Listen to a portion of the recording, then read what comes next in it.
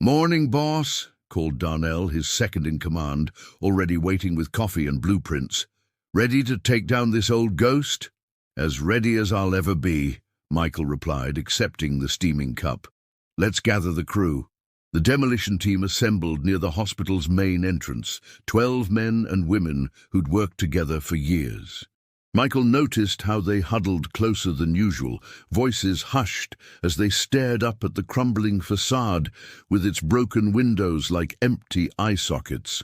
"All right, listen up," Michael announced, unrolling the blueprints across the hood of his truck. "This is a 19-story building that's been sitting empty since 2005. Structures compromised in several places, so we're doing this floor by floor, starting from the top. Safety is priority number one." He assigned teams and tasks, but he couldn't shake the feeling that something was off.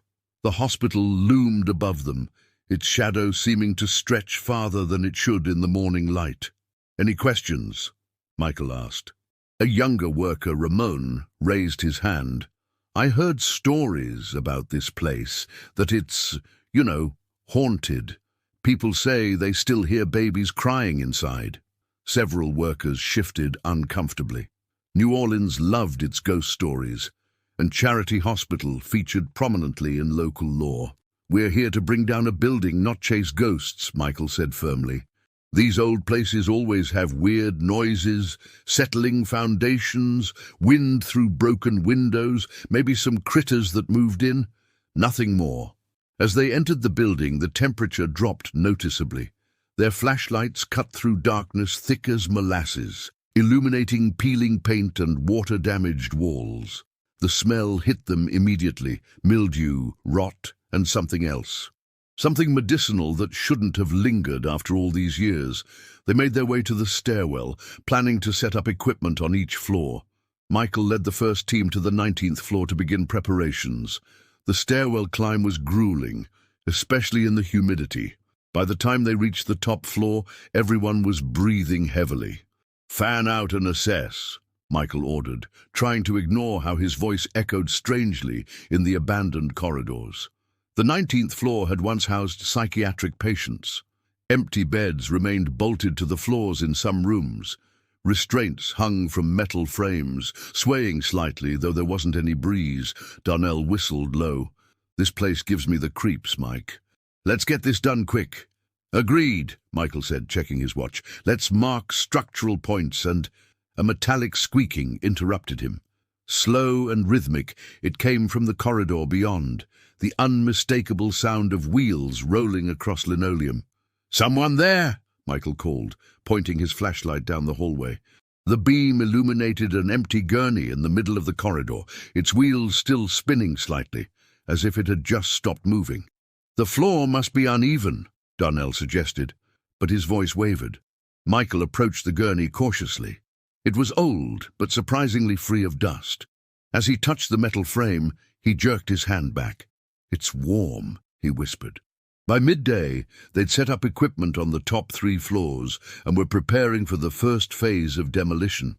Michael was reviewing the schedule when Darnell approached, his usual easygoing expression replaced with concern. "We've got a problem on 17, he said. "You'd better come see for yourself." The 17th floor had once been a maternity ward. Unlike the stripped-bare psychiatric floor above, abandoned incubators and medical equipment remained scattered throughout. The problem became apparent as soon as Michael entered. Every piece of movable equipment, gurneys, wheelchairs, even rolling medical carts, had been gathered in the center of the main corridor, arranged in a perfect circle. "What the hell is this?" Michael demanded, looking at the workers gathered nervously nearby. "Who moved all this stuff?" "Nobody, boss," replied Elena, an experienced demolition expert who'd never been prone to nonsense. "We came up to mark the support beams and found it like this." "That's impossible," Michael said, but even as the words left his mouth, he remembered the gurney from that morning. "Someone's playing a joke. Not funny, people. We're on a deadline here." "It wasn't any of us," Ramon insisted. "We were all together and nobody went ahead." Michael ran a hand through his hair, trying to think rationally. "Maybe homeless people got in. This place has probably had squatters over the years. Then where are they now? Asked Darnell. We've been through every floor from 17 up, haven't seen a soul. As if responding to Darnell's words, a distant crashing sound echoed from somewhere below them. Everyone froze. Probably just something falling, Michael said, though he didn't believe it. Old buildings settle.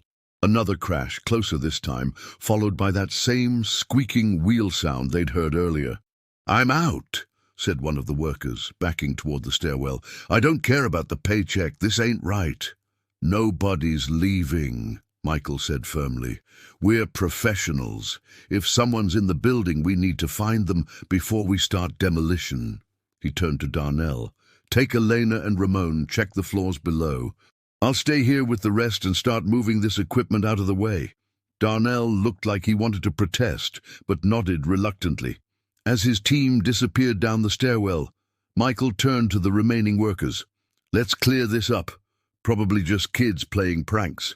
They began dismantling the circle of equipment, pushing gurneys and wheelchairs against the walls. Michael was wheeling an old incubator when he noticed something inside it. A small, folded piece of paper that looked surprisingly new. Frowning, he picked it up and unfolded it. Written in what appeared to be fresh ink were the words, "They never let us leave." Michael's blood ran cold. He quickly shoved the paper into his pocket before any of the others could see it. He was about to call Darnell when the lights suddenly flickered on, the emergency backup generators somehow activating after years of disuse. In the harsh fluorescent light, the floor looked even more disturbing. Stains that had been hidden in the darkness were now visible on the walls and floors. Water damage, certainly, but also what looked unmistakably like blood spatter around the doorframes.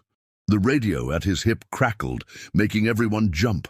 Darnell's voice came through tight with tension. Mike, you need to get down to 16 now. You're not going to believe this.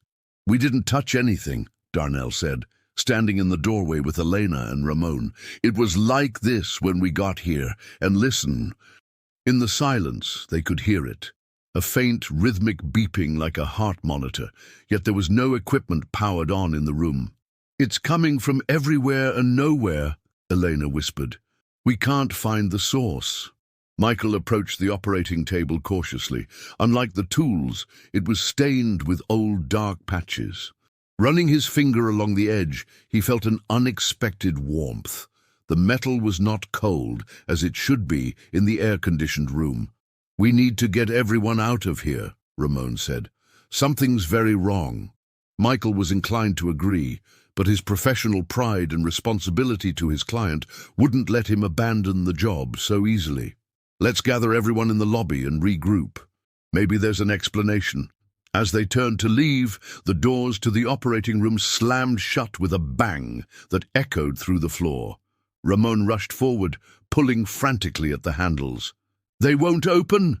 Panic edged his voice. Michael joined him, throwing his weight against the doors, but they wouldn't budge.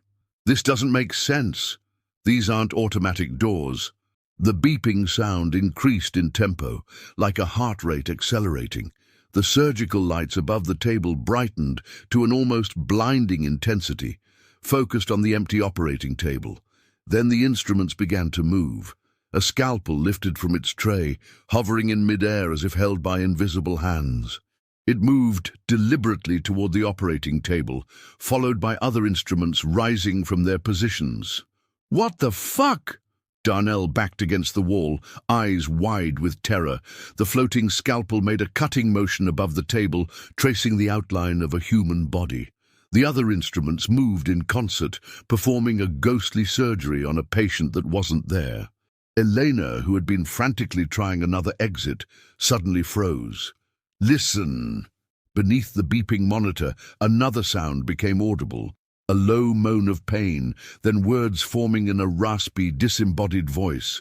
They said I wouldn't feel anything. They lied. I felt everything. The temperature in the room plummeted. Their breath fogged in the suddenly frigid air. The door! Ramon shouted. The main doors had swung open silently, revealing the dark corridor beyond. They didn't need to be told twice. The four of them bolted from the room, the ghostly surgery continuing behind them.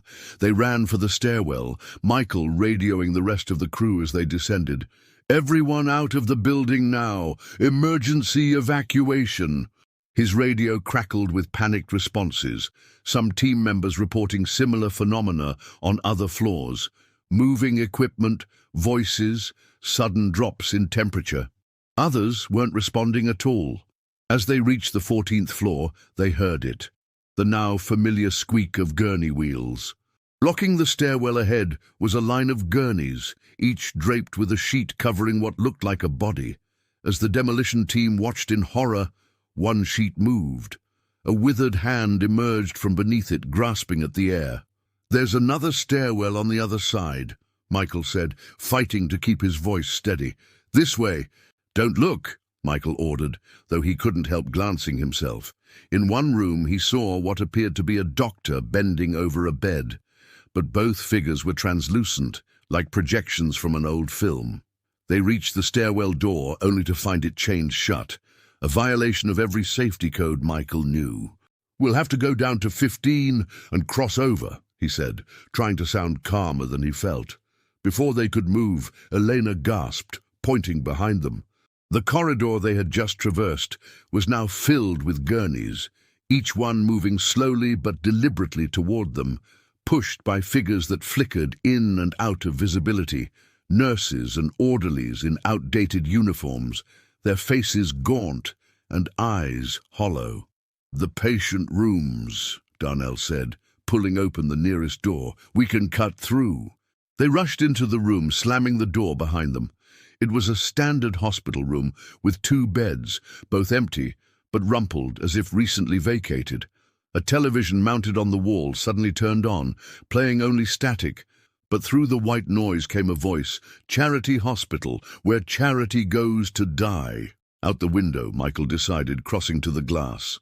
14 stories was too high to jump, but there was a maintenance ladder visible on the exterior wall, likely installed during earlier inspections of the building's facade. Ramon helped him force the window open, rusted from years of disuse. Outside, the New Orleans heat hit them like a wall after the unnatural cold inside. Michael leaned out, gauging the distance to the ladder. It was close, but they'd have to climb onto the narrow ledge first. "I'll go first," he said, already swinging his leg over the sill. The door behind them burst open.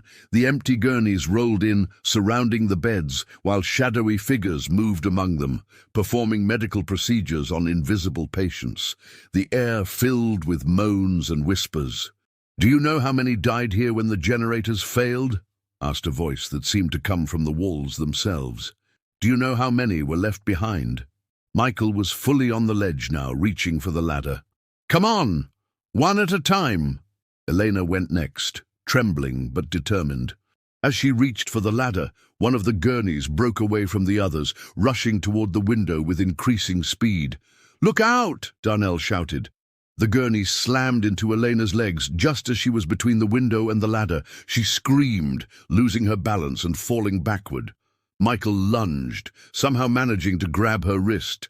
She dangled 14 stories above the ground, her weight nearly pulling him off the ledge as well. "I've got you," he grunted, his muscles straining.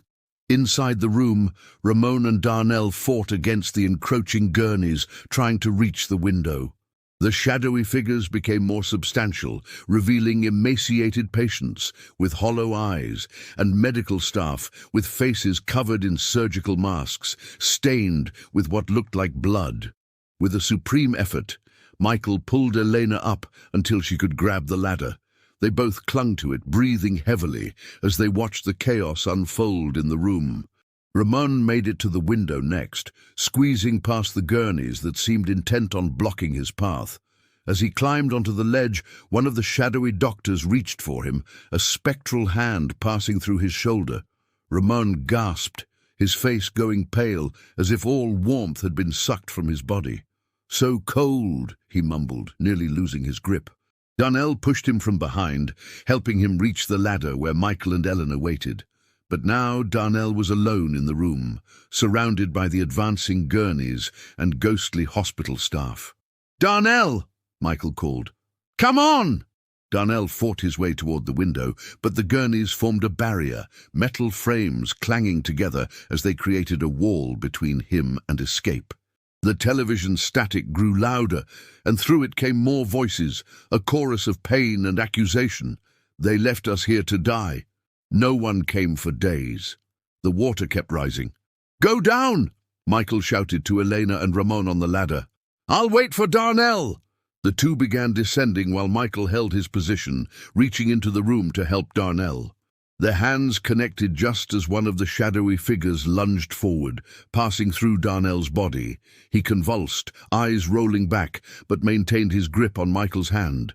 With a final surge of strength, Darnell pulled himself through the window and onto the ledge. They scrambled onto the maintenance ladder together, the metal groaning under their combined weight. "What the hell was that?" Darnell gasped as they began climbing down.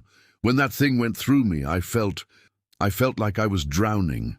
Michael remembered the stories of Charity Hospital during Katrina, patients and staff trapped as floodwaters rose, generators failing, desperate evacuations in the sweltering heat. Some hadn't made it out. "We need to account for everyone," he said as they reached the ground where Elena and Ramon waited. "Radio check." He called each team member, relief washing over him as most responded. 3 didn't answer. "Jackson, Martinez and Bailey are still inside," he reported grimly. "Last known positions were floors 12, 15 and 18. "We can't go back in there," Elena said, her usually steady voice shaking. "I have to," Michael replied. "I'm responsible for this crew. You 3 get to the trucks and call for help." "What kind of help?" Ramon asked. "Police won't believe us." "Tell them we have workers trapped in an unstable building. That's true enough." Before anyone could protest further, the ground floor doors of the hospital burst open. The remaining crew members spilled out, running as if pursued. Behind them, a procession of gurneys rolled out on their own, stopping just beyond the threshold, as if held back by an invisible barrier. Jackson, Martinez, and Bailey were among those fleeing the building, their faces pale with shock. "It's getting worse in there," Jackson reported between gasping breaths. "Every floor we passed, more activity. It's like the whole hospital is waking up." The crew gathered in the parking lot, as far from the building as possible while still on site. No one wanted to be the first to speak about what they'd seen, as if putting it into words would make it more real. Finally, Michael broke the silence. "Is everyone okay? Anyone hurt?" Physically, they were all relatively unharmed. Some scrapes and bruises from hasty escapes, but nothing serious. Mentally was another story. Martinez kept staring at her hands, rubbing them as if trying to warm them. Bailey hadn't spoken a word since exiting the building. "We need to call the client," Darnell suggested. "Tell them there's a problem with the site." Michael nodded, pulling out his phone. As he did, he noticed the piece of paper he'd found in the incubator was still in his pocket. He unfolded it again and his blood ran cold. The message had changed. Now it read, "You disturbed our rest. We will never rest again." As if responding to his discovery, a cacophony of sound erupted from the hospital. Monitor alarms, flat lines, code announcements over phantom intercoms, and beneath it all, the squeaking of dozens, perhaps hundreds, of wheels in motion. The gurneys that had followed them out began moving again, rolling across the parking lot toward the demolition crew. "Everyone in the trucks now," Michael ordered. They didn't need to be told twice. The crew scrambled into their vehicles as the gurneys picked up speed, converging on them from all directions. Michael jumped into his truck and turned the key, the engine roaring to life. In his rearview mirror, he could see more gurneys emerging from the hospital, some with indistinct figures lying on them, others eerily empty, yet moving with purpose. And behind them, shadowy forms of doctors, nurses and patients gathered at every window of the massive structure watching. "We need to report this," Elena insisted, her usual pragmatism reasserting itself. Report what, exactly? No, Darnell countered. That we saw ghost doctors performing surgery on nobody, that gurneys chased us out of a building. We tell them the structure is more unstable than initially assessed, Michael decided, that we encountered hazardous conditions, which is true, and need additional inspections before proceeding. No one looked satisfied with this solution, but no one offered a better alternative. What about the client? Ramon asked. They're expecting demolition to start today. Michael checked his watch. It was barely noon, though it felt like days had passed since they'd entered Charity Hospital that morning. I'll call them now, he said, stepping outside for privacy. The conversation with the developer went about as well as expected. They were unhappy about the delay, but couldn't argue with safety concerns. They agreed to send their own structural engineers for a secondary assessment the following day. When Michael returned to the coffee shop, he found a heated discussion underway. I'm telling you, I recognized him, Martinez was saying, her voice low but intense. My grandfather was treated at Charity before Katrina. That doctor I saw on the 12th floor, the one with the burn scar on his face, he was my grandfather's doctor, Dr. Levesque. He died during the evacuation. Similar stories were emerging from others. Bailey had finally spoken, describing how she'd seen a nurse on the 18th floor who matched the description of her aunt's roommate, a nurse who'd refused to abandon her patients during the hurricane and hadn't survived. This is more than random hauntings, Jackson theorized. The hospital is replaying its trauma, the abandonment, the deaths during Katrina. But why now? Elena asked. It's been empty for nearly 20 years. Why start haunting the place right when we show up? Because we're going to destroy it, Michael said quietly, the realization dawning on him. We're going to erase the last physical evidence of what happened there. The last memorial, I guess. A heavy silence fell over the group. Outside, thunder rumbled, an afternoon storm brewing, typical for New Orleans in August. So what do we do? Darnell finally asked. We've got a job to finish. We need to understand what we're dealing with first, Michael decided. Martinez, you said your grandfather was treated at Charity. Do you know anyone else who might have stories about the place, especially around Katrina? She nodded slowly. My neighbor. She was a nurse there for 30 years, including during the hurricane. If anyone knows the hospital's secrets, it's Ms. Claudette. Can you take us to her? Michael asked. 20 minutes later, they were sitting in the tidy living room of Claudette Broussard, a 70-something woman with steel-grey hair and eyes that had seen more than their share of suffering. Martinez had called ahead, explaining only that they were working on the Charity demolition and had questions about the hospital's history. Ms. Claudette served them sweet tea and looked them over with a nurse's assessing gaze. You've seen something at Charity, she stated rather than asked. Something that scared you. Michael exchanged glances with Darnell before carefully responding. We encountered some unusual conditions, things that were difficult to explain. Gurneys moving on their own? She asked, raising an eyebrow. Sounds in empty rooms, glimpses of people who shouldn't be there? Elena leaned forward. You know about this? Ms. Claudette sighed deeply. Charity was always a special place, even before Katrina. A hospital sees the full range of human experience, birth, death, healing, suffering. Some say places like that develop a memory of their own. She set down her tea and fixed Michael with a penetrating stare. But after the hurricane, it was different. We were abandoned there. The power failed. The water rose. We had critically ill patients on ventilators that stopped working. Doctors performing surgeries by flashlight. People died who shouldn't have died, all because help came too late. Thunder crashed outside, closer now. Rain began to patter against the windows. Some of my colleagues refused to leave their patients, Ms. Claudette continued. They stayed even when the evacuation finally came. They died there, in rooms that flooded completely. And you think their spirits are still there? Michael asked, feeling foolish even as he said it. I think trauma leaves a mark, she replied. on people and on places. Charity Hospital was left to rot after the most traumatic event in its history. All that pain, all that abandonment, with no resolution, no proper ending. "We're supposed to demolish it," Darnell said. "Tear it down completely." Ms. Claudette nodded. "And how do you think those spirits feel about that?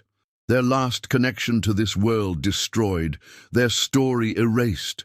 Michael pulled the folded paper from his pocket and showed it to her.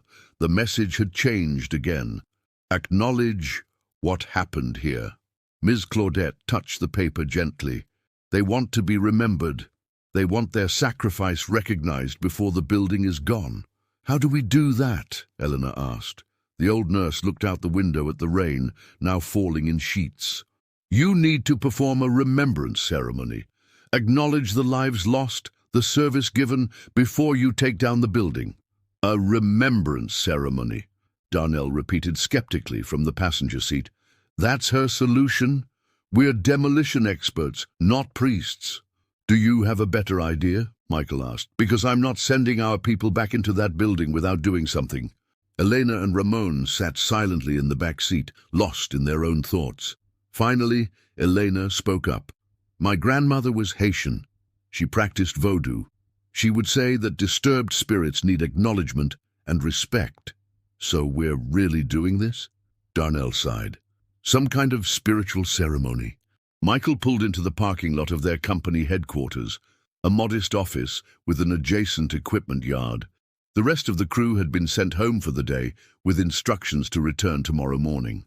"We need more information first," Michael decided, "about what exactly happened at Charity during Katrina. Names, stories, details."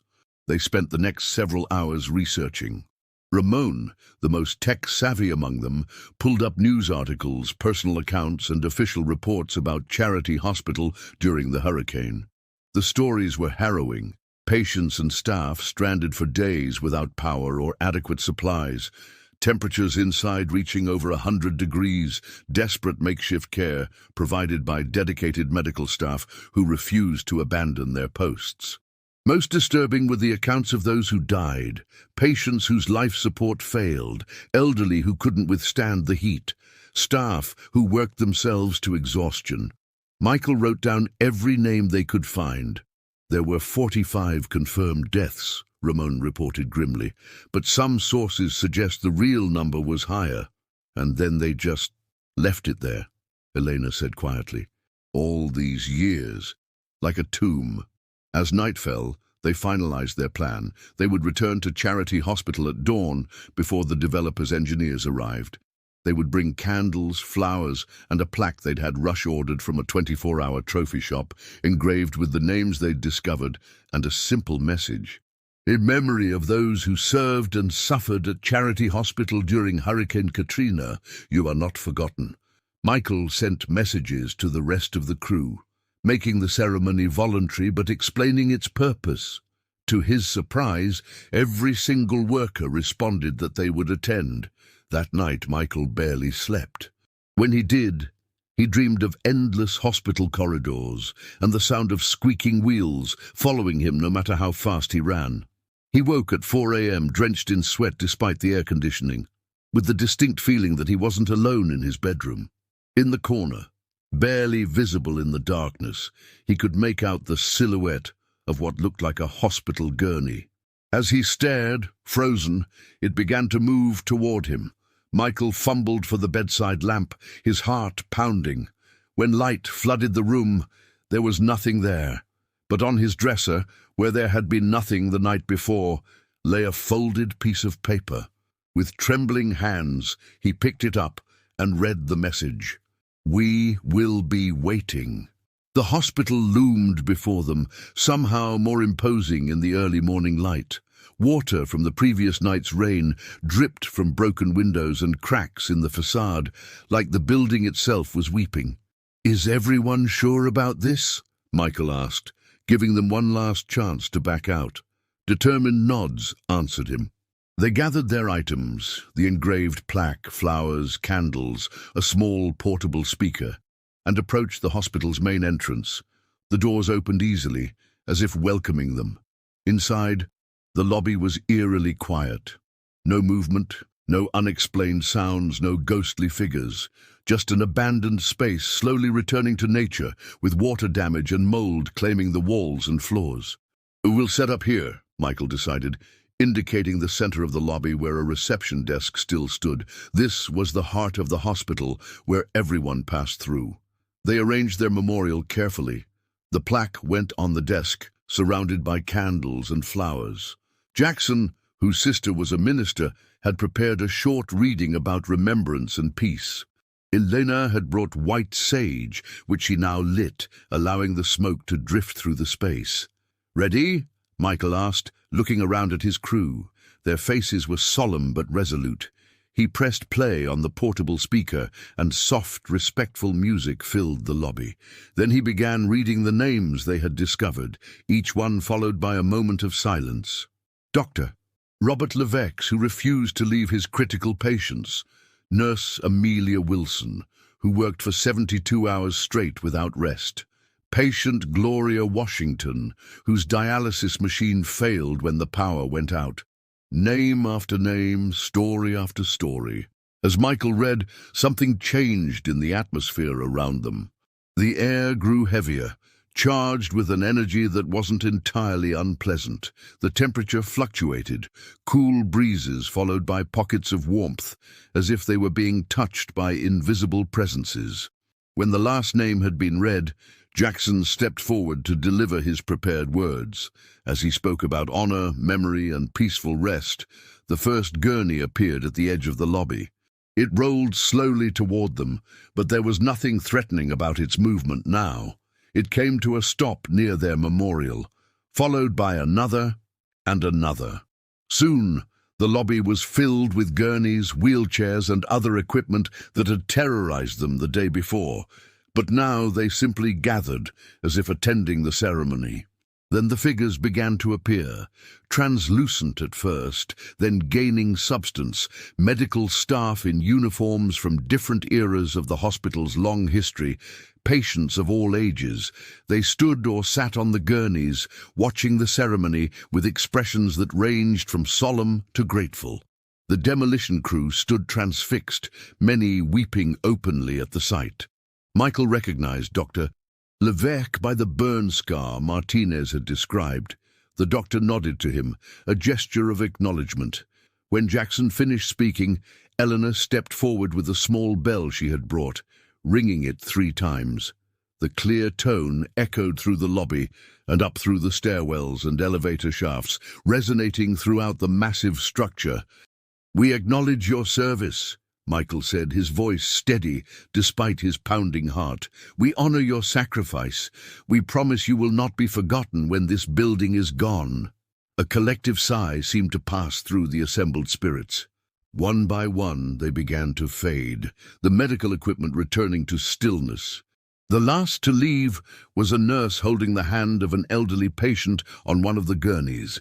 She smiled at the demolition crew before she and her charge vanished completely. The lobby was empty again, but it felt different, lighter, peaceful.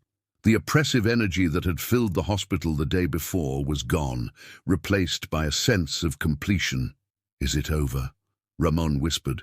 As if in answer, a new piece of paper appeared on top of their memorial plaque. Michael picked it up and read it aloud. "We are ready now. Remember us."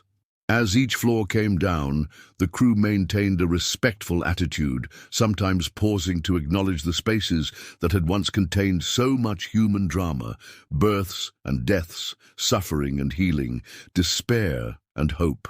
The equipment they'd seen move on its own remained still, allowing itself to be catalogued, photographed for historical records, and either preserved for museums or disposed of properly.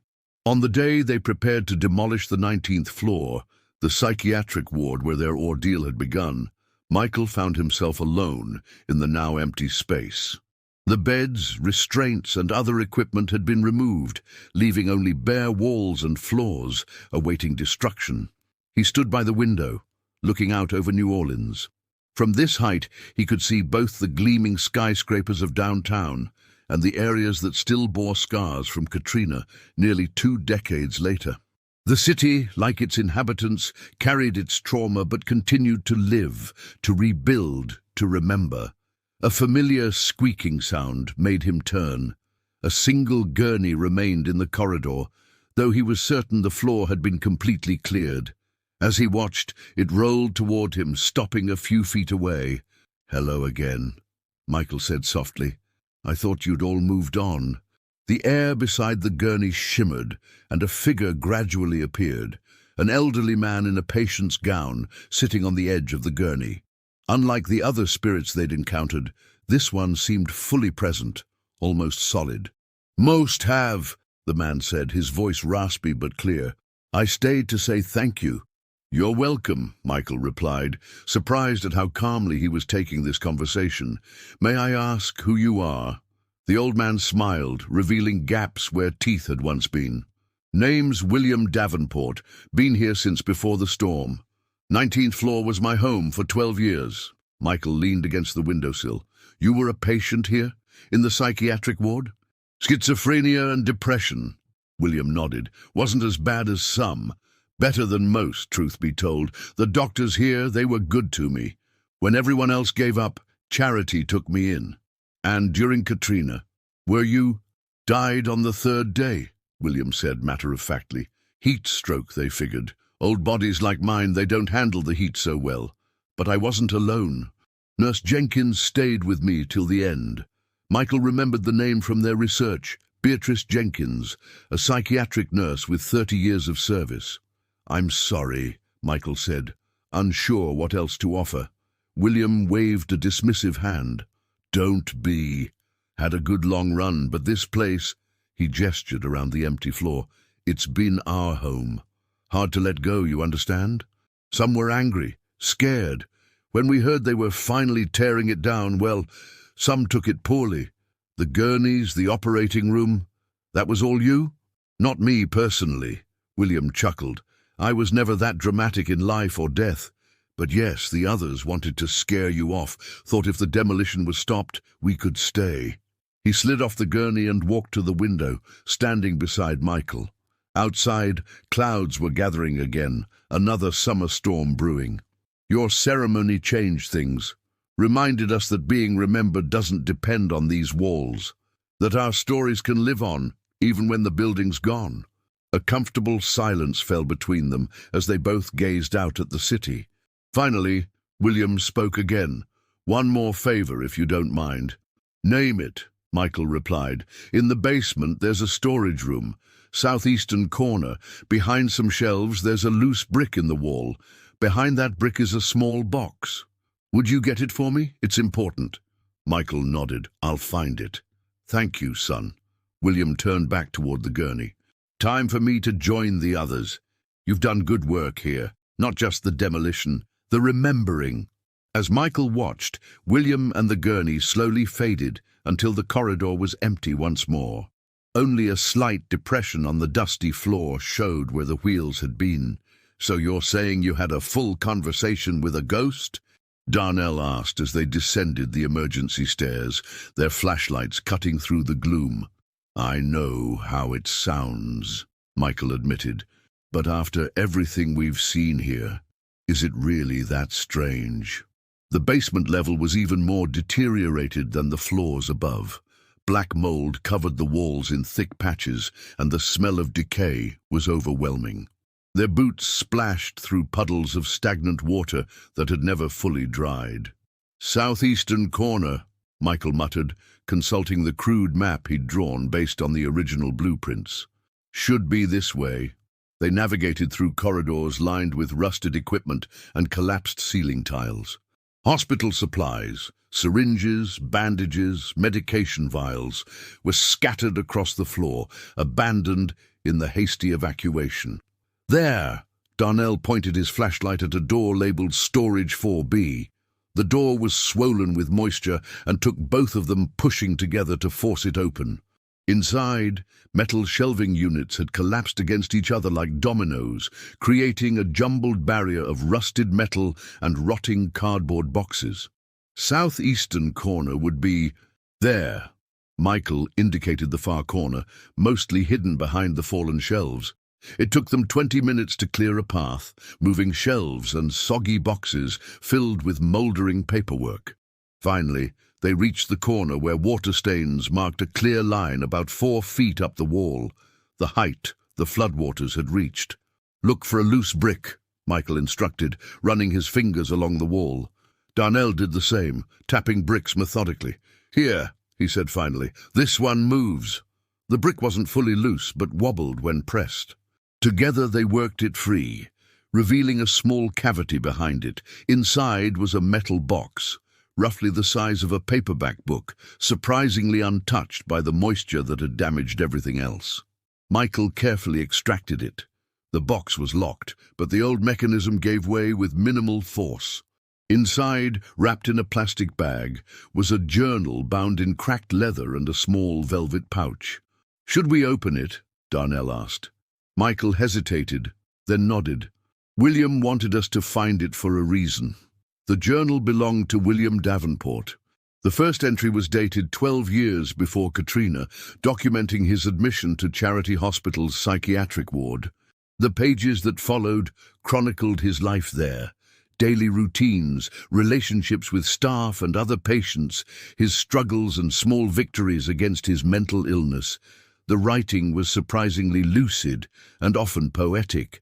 William had been a professor of literature before his illness overtook him, and his education showed in his careful observations and thoughtful reflections. The final entry was dated August 29, 2005, the day Katrina made landfall. "The power has been out for hours now. Nurse Jenkins brought extra blankets, though it's stifling hot. Some patients are panicking, but I find myself strangely calm. Perhaps it's the medication, or perhaps it's the knowledge that in my 73 years I've survived worse than this. The hospital has become my home. These people, my family. Whatever comes, we face it together." Michael closed the journal, a lump in his throat. He opened the velvet pouch next, tipping its contents into his palm. A simple gold wedding band and a small, yellowed photograph of a young William with a beautiful woman, both smiling on what appeared to be their wedding day. "His wife," Darnell guessed. "He never mentioned her," Michael said, studying the photograph. He turned it over and read the faded inscription, "William and Eleanor, June 12, 1955. Forever." As they stood in the mouldering basement, piecing together the story of a man they'd never known in life, Michael felt the weight of responsibility more heavily than ever. They weren't just demolishing a building. They were handling the final chapter of countless personal histories. Back in the daylight, Michael carefully packed William's belongings in a new waterproof container. He arranged for the journal to be donated to the New Orleans Historical Society, along with the photograph and wedding ring, ensuring that William's story would be preserved long after Charity Hospital was gone. The following week, as the final walls of the hospital came down, Michael stood across the street watching. The developer had agreed to incorporate a permanent memorial garden in the new complex, centered around the plaque listing the names of those who had died during Katrina. As the dust settled, Michael noticed something unusual on the sidewalk near his feet, a single hospital gurney wheel, old and rusted, that must have somehow been flung there during the demolition. He bent to pick it up, turning it in his hands. For a moment, just a moment, he thought he heard it squeak, followed by the faintest echo of William's voice. "Remember us." We will," Michael promised, pocketing the wheel. "We will." In the years that followed, long after the luxury apartments that replaced Charity Hospital had been completed and occupied, stories persisted in the neighborhood. Residents reported occasional sounds of squeaking wheels in the memorial garden, usually around sunset. Some claimed to glimpse figures in outdated medical uniforms, walking among the flowers before vanishing. Michael wasn't surprised when he heard these accounts. New Orleans had always embraced its ghosts, woven them into the city's rich tapestry of stories. And as he'd learned at Charity Hospital, sometimes remembering is all the restless dead really want, acknowledgement that they existed, that their lives and deaths mattered, that the places that shaped them may be gone, but are not forgotten. The wheel from the gurney now sat on his desk, a reminder of the thin veil between worlds and the enduring power of memory. Occasionally, when working late, he would glance up to find it gently rocking back and forth, as if moved by an unseen hand, and he would smile and whisper, "Hello, William, we remember."